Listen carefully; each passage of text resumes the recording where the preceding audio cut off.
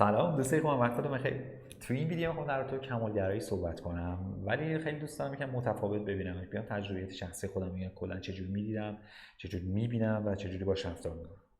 ببین خودم شخصا این کمالگرایی طرز فکر میدونم، این طرز فکری که تو دوران بچگیمون توی ذهن ما کاشتم، به خصوص دوران مدرسه و به خصوص ما دهه 60 یا دهه 70 یا مثلا دهه 60 یا 70 یا بخوام براتون بگم تو دوره ما جوری بود که مثلا 40 تا 50 تا دانش آموز بخش چه ساعت میچوبونن توی کلاس با یه معلم. یه نفر بود، معلم دینی بود، معلم قرآن بود، معلم ریاضی بود، معلم نه تمام اینا رو درس میداد. بعد تو هم ماهای اول کلا بچه‌ها دسته‌بندی می‌شدن از طریق یه معدل. بذارید یه تصویر باهاتون شیر کنم که کم خیلی حالت نوستالژیک داره. این تصویر رو ببینید، تو دوره ما یه چنین کارنامه‌ای بود، معلم معدل را قرار میدادن و معیار این بود، یعنی میگفتن آقا شما اگه مثلا معدلت بالای مثلا 17 18 باشه بچه خوبی هست، پسر خوبی هست، اصلا معیار همین بود و اگر کمتر از این باشه میری تو دسته بدها. اوکی. و خیلی راحت تقسیم بندی میشد از این طریق، در صورتی که جنبه های دیگه رو نمیدونه که مثلا کسی هست درسته توی مثلا ریاضی خوبه، ممکنه توی نقاشی بد باشه، یا مثلا میتونه توی نقاشی خوب باشه توی ریاضی مثلا بد باشه. من خودم اینجوری بودم، مثلا ریاضی من خیلی ضعیفم، من مثلا همین الانش هم عدد یه رقمی هست اوکی هم. ولی اگه دو رقمی بشه قشنگ فیوز میپرونم، یا چیه مثلا چجوری باید جمع تفریق کنی میمونم توش.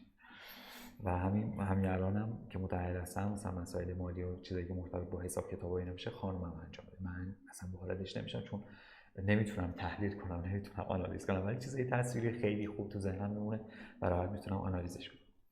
من بود دیگه مثلا بچه بودم یادم میاد نمره‌هایی که میگرفتم مثلا تو رنج 7 8 مثلا به خصوص تو ریاضی، ولی دو تا درس بود خیلی توش خوب بودم، یکی علوم و نقاشی. من تو این دوتا عالی بودم ولی نمره‌های خیلی خوبی میگیره، ولی تو ریاضی و اینجور چیزا خیلی ضعیف بودم. قرآن که فاجعه، دینی فاجعه، این چیزا خیلی ضعیف بودم متاسفانه. ولی تاریخ خیلی دوست داشتم، نقاشی خیلی دوست داشتم، نمره‌های خوبی میگرفتم ازش. و میگم نمره‌هام همش تو رنج 12 اینا، اینقدر این 12 گرفتن و 11 و اینا گرفتن این از زیادی بود که مثلا زیاد بود که نقاشی مثلا نمره بالا میگرفتم، معلم میگفت نه تو نباید 18 بگیری، میکنیمش 13 که ست باشه با اون نمره‌های 12 که میگیری. این هم یه تجربه. و حالا یه چیزی داشت این قضیه، یه چیزی توی ما به وجود می آورد بچه‌هایی که تو این دوره بودیم به نام مقایسه، و به ما یاد دادن که باید مقایسه بشید تا سنجیده بشه اون اعتبارتون، اون خوبی و بدیاتون. خب ما هم که بچه بودیم چیزا رو متوجه نمی‌شدیم، در صورتی که این رفتار غیر منصفانه و غیر اخلاقی هست. ببینید مقایسه در صورتی درست هست که شرایط یکی باشه. مثلا من خودم تو دوره یادم میاد خب توی خانواده شلوغی بودیم، کناریام مثلا تو خانواده خلوتی بودن، یه مثلا تک بچه بود یا دو تا بچه بودن.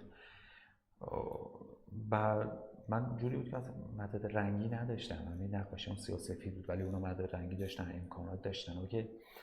و توی نمیتونستم این قضیه که آقا اون شرایط خاص خودش رو داره، منم شرایط خاص خودم رو دارم و مقایسه در صورتی درسته که توی شرایط مساوی باشه. در اون صورت درسته، در غیر اون صورت یه کار غیر اخلاقی حتی اگر با خودمون باشه نباید این کارو بکنیم. و این قضیه میدونید که بیاین شرطی میکرد ما، مثلا هر وقت مثلا من این نمره رو خوب می آوردم اعتماد به نفس داشتم، هر وقت نمره بدی می آوردم عشان سرمو میگرفتم پایین، حس بدی به من دست میداد.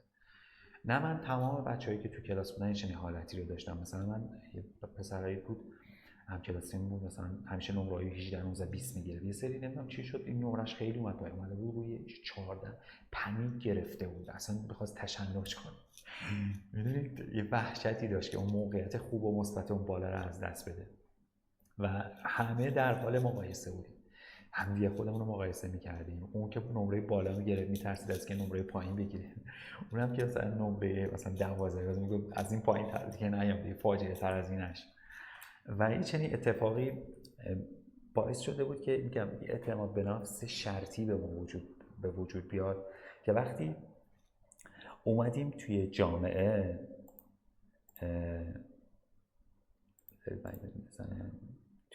اومدیم و توی فضای واقعی اومدیم یکم سخت بتونیم منیج بشیم، سخت بتونیم، چون فضای مدرسه خیلی غیر واقعیه. دنیای واقعی اینجوری نیست. دنیای واقعی میگه که آقا شما یه روز مودت خوبه، یه روز مودت بده، یه روز شکست می‌خوری، یه روز اینا رو باید بپذیری. یه نکته جالبی بگم، تو دوران مدرسه بچه‌هایی که من خودم مثلا نمره 18 تجربه کردم، نمره 20 تجربه کردم، نمره 75 صدام تجربه کردم. اوکی، بچه‌هایی که تو این رنج بودن نسبتا موفق شدن، من نمیگم موفق شدن میخوام ریا کنم، ولی بچه‌هایی بودن که نسبتا این زندگی خوبی دارن. ولی بچه‌هایی که همیشه دنبال 20 بودن، بعد که تو دنیای واقعی اومدن و دیدن که نه این نیست، دنیای واقعی اینجور نیست، یه موقعی باید صفر بگیری، یه موقعی 15 باید بپذیری این قضیه رو، دوچار اون قضیه کمالگرایی شدن و میترسیدن از اینکه تجربه کنن، میترسیدن از اینکه وارد میدون بشن. این نکته خیلی مهمه که بخوام به این قضیه برسم، بحث عزت نفس و اعتماد به نفس رو بگم. ببینید این دو تا متفاوته. اعتماد به نفس همون مثل دوران مدرسه مونه که شما وقتی نمره خوب بگیری اینجوری جسم میگیری، ولی وقتی مثلا 8 بگیری سرت پایینه. ولی عزت نفس میگه نه. عزت نفس میاد به شما میگه آقا شما نمره 20 بگیری، نمره 0 بگیری، کر باشی، کور باشی، کچل باشی، در هر صورت شما عزیز و دوست داشتنی هست. و اینها معیار نیست برای اینکه بخواید بسنجید. اصلا کار غیر اخلاقی برای چی باید بسنجید؟ سنجیدن در صورتی که این کسی رو بذاری کنارش و یک معیار مساوی داشته باشن. تا حتی بچهای دوقلو هم معیارهای مساوی ندارن، متفاوتن. پس اصلا کار غیر اخلاقیه. و اصلا میگن عزت نفس خیلی مهمه. اون عزت نفس رو به ما یاد ندادن تو دوران ابتدایی، تو دوران کودکی، که آقا شما عزیز و دوست داشتنی هستی تو هر شرایطی. شما 20 بگیری عزیزی، 0 هم که بگیری عزیزی. این نیست که بخوایم معیار قرار بدیم رو، خدا نکرده بخوایم رو تحقیر کنیم. و این عزت نفس باعث میشه که بریم به سمت اون کمبود. اون عزت نفس باعث میشه کشیده بشیم به سمت اون کمالگرایی، همون نمره 20 که ما گفتیم اگر 20 بگیریم، اگر 18 بگیریم ما اوکی هستیم، ما خوب هستیم. اگر 0 بگیریم، اگر 10 بگیریم، اگر 9 بگیریم، نه اینو تو بدا. در صورتی که اونم یه واقعیته، باید پذیرفتیم. که متاسفانه من میبینم توی کتاب‌هایی که اومده، کتاب‌های روانشناسی اومده که من اصلا خیلیش مورد تایید من نیست، چون روانشناسیشون روانشناسی زرده. مثلا میگه همیشه بخندید، اصلا ناراحت نشید، اصلا غمگین نشید، اصلا گریه نکنید. میگه میشه چنین چیزی؟ همه اینا باید باشه، به وقتش به جاش باشه. به وقتش باید بخندید، به وقتش باید شکست تجربه کرد، بعد پذیرفت. همه اینا رو باید حسا رو باید تجربه کرد. یعنی همیشه آدم باید بخنده، همیشه باید شغل باشه، همیشه باید مثبت ببین. نه، یه جایی باید بدبین بشی، یه جایی باید شکاک بشی. و این نگاه‌های درستی نیست. پس یک چیزی که خیلی مهمه اینه که آقای مقایسه کار غیر اخلاقی، همه آدم‌ها ویژگی خاص خودشون دارن، تو شرایط خاص خودشون بزرگ شدن و باید این واقعیت رو پذیرفت.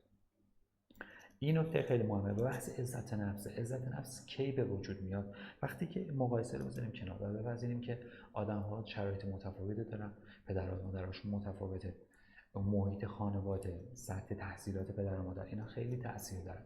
که برای من خود من اینجور بود.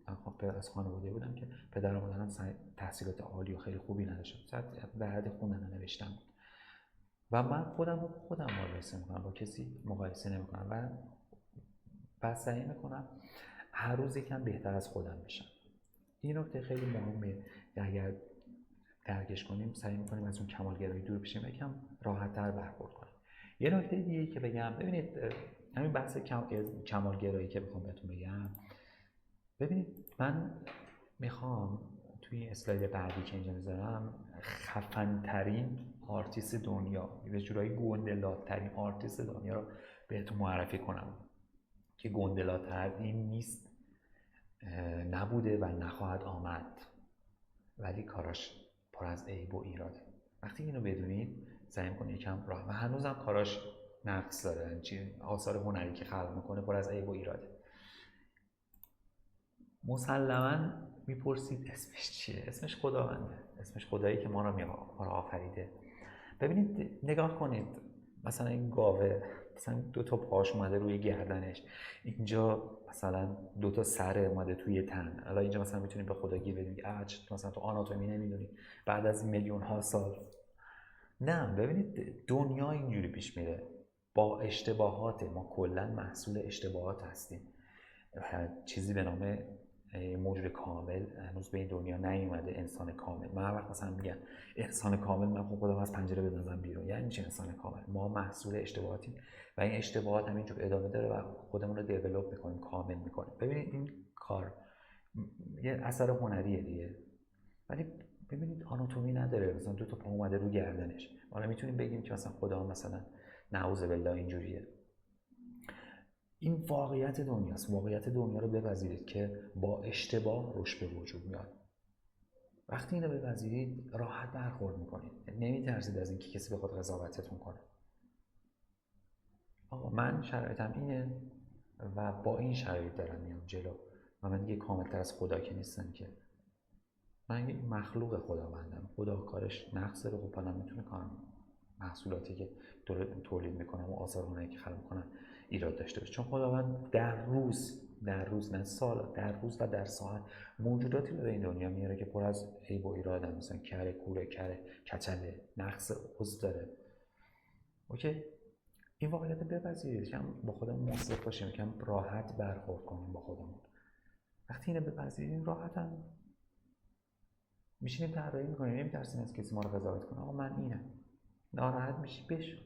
من دوست دارم رشد کنم و تنها راهش همینه، تمرین و تکرار. ببینید تو دنیای انیمیشن مثلا یه مثالی بزنم. ببینید مثلا این کار که از کار توی استوری سال 1992 پیکسار، اگه دقت کنید ببینید رندر نداره، تکسچرها درست درمون نیستن، نمیدونم انیمیت هم اونقدر خفن نیست، مدل ها اونقدر تو دوره خودش خیلی خفن بوده. من همون اولین باری که این کارو دیدم مثلا چشام قشنگ 20 متر باز شد، چقدر این کار خوبه. ولی نگفتم بذاریم سال 2019 بشه بعد بیایم این کارو بکنیم، نه، استارت زدن از ذره ذره خوب شده و تو سال 2019 ببینید کاراکتر چی شده، چقدر خفنه، چقدر دلچسبه، چقدر حس خوبی داره از دیدنش. این اون نکته ای هست که دوست داشتم باهاتون شیر کنم. ببینید پس بذارید کنار این بحث کمالگرایی رو و بپذیرید کمالگرایی با اشتباهی که شکل میگیره، فرم میگیره. من کمالگرایی رو دوست دارم یه چیز کامل باشه، ولی کمالگرایی نقطه نیست، مسیره و مسیرش حتما باید توش اشتباه باشه. اگر اشتباه نباشه اون مسیر، اون تکامل اتفاق نمیافته و این رو باید بپذیریم، یه واقعیتی که باید بپذیریم. ببینید مثلا یه نمونه اینجا براتون توضیح بدم. ببینید کمالگرایی اینجا نوشتم یه نقطه نیست، یه مسیره. ببینید اجداد ما مثلا توی چیز نشونتونم، ببینید اجداد ما توی غارها این گاو اوایل اینجوری میکشیدن، ولی بعد از مثلا چند هزار سال بعد رسیده به این نقطه که اومدن قالب انیمیشن دارن نشون میشه، ولی از اینجای شروع شده و ذره ذره اشتباه میاد دیولپ میشه، ارتقا پیدا میکنه و بعد به هیچ جا نمیرسه. یه مسیره، بپذیرید که کامل شدن یک مسیره، یه نقطه نیست. هر وقت این تو ذهنتونه که من دیگه تو هنر به کمال رسیدم، بدونید دیگه هیچ وقت رشد نمیکنه، هیچ وقت پیشرفت نمیکنه. این نکته خیلی مهم بود در مورد کمالگرایی و تجربیات شخصی ما خواستم بهتون بگم. اگر موافق باشید بریم سراغ کار. تو این کار من بازم توضیح میدم، این موضوع باز میکنم براتون. خب برو بریم. ببینید بچه‌ها تو این کاراکتر از صورتش رو برم بالا.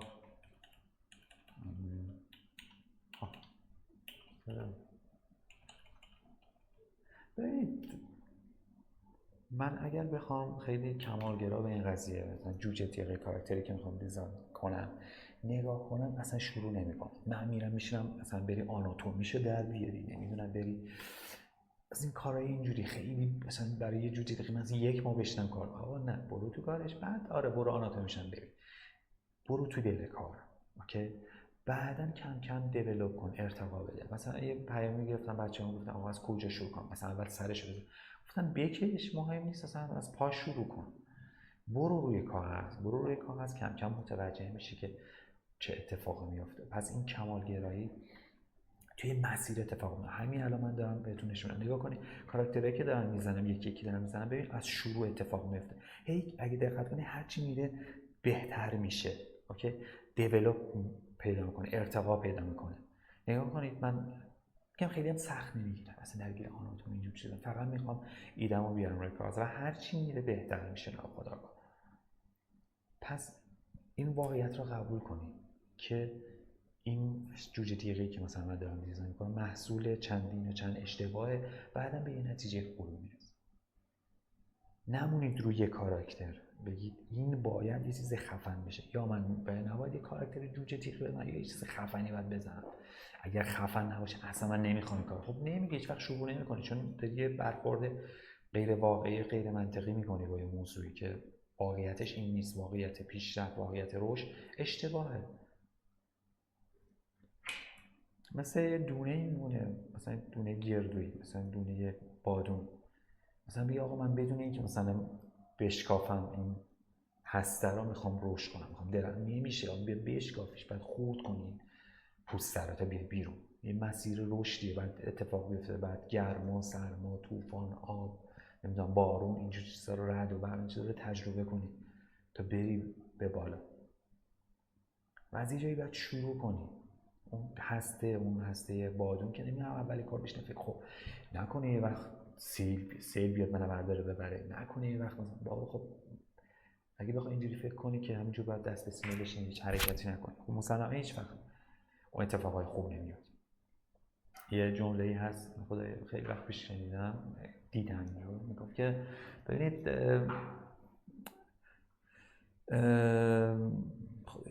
جملهش دوستان دقیقی بگم، اون چیزی که میخوام بگم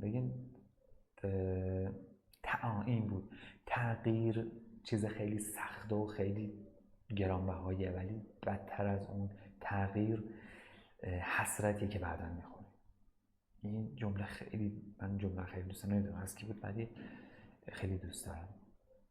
یه قرار تغییری بدید سری بدید، ای وای نسید منتظر بمونید، برو رو دلش و انجام بده. نگاه کنید بچه‌ها، این دارم یکی یکی میرم، بعد کم کم دارم به نتیجه خوب رسید. بعد آخرین ورژن براتون میذارم که ببینید اون تغییرا رو ببینید. چرا؟ چون کمالگرایی گذاشتم کنار که چی؟ من مثلا میموندم رو همون کاراکتر اولی، من با این چیز خفنی بشه نشه من نمیرم.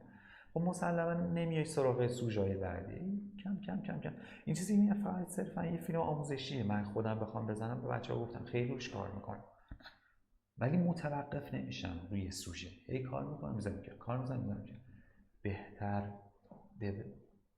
رشد میکنی توش،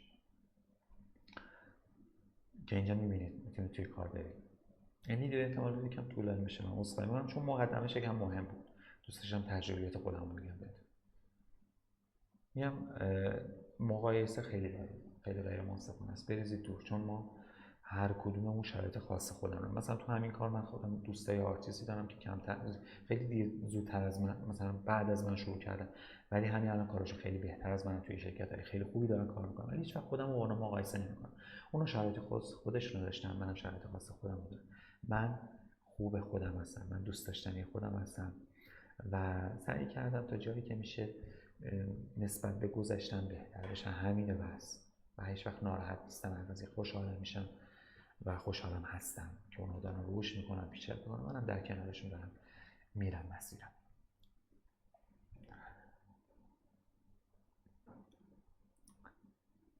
بله ببینید بچه‌ها هرچی میره بهتر میشه. حالا بعد از اینم من یه کاری هست دارم میزنم، مثلا سرعتش کم بیشتر کنم. و ببینید هرچی بره من مطمئنم مثلا صدومی این جوجه تیغی چیز خیلی خفنی میتونه از توش در بیاد. کلا همینه.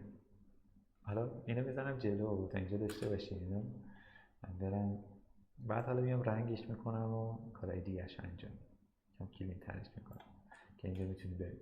من بذارم ویدیوی بعدی رو بزنم چه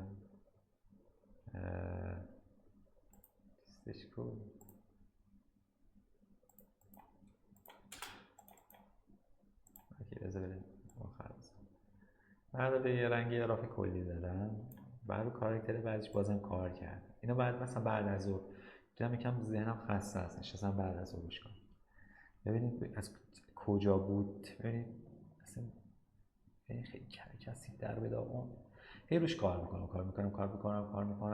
همینجور میره شما همینجور میتونید ببینید اون ببینید نقص داره، میدونم نقص داره، بعد روش کار کن، هی کار کنید، هی وقت بذارید تا به اون چیزی که میخواید برسید که اینجا شما میتونید برید.